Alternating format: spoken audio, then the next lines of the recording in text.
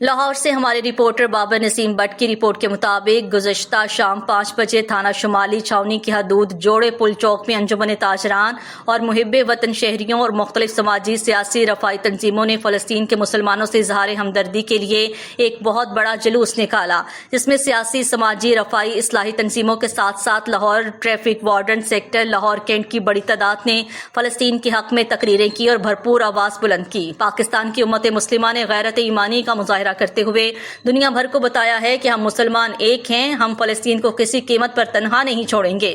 اس موقع پر مختلف مساجد کے امام نے اسرائیلی پروڈکٹ فروخت کرنے والے دکانداروں کو منع کیا۔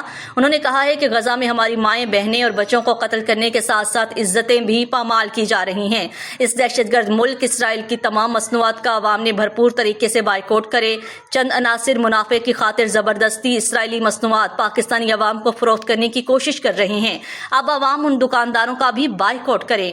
لاہور پولیس سمیت شہریوں نے اسرائیلی پرچم کو پاؤں سے رونتے ہوئے مرد آباد کے نعرے لگائے۔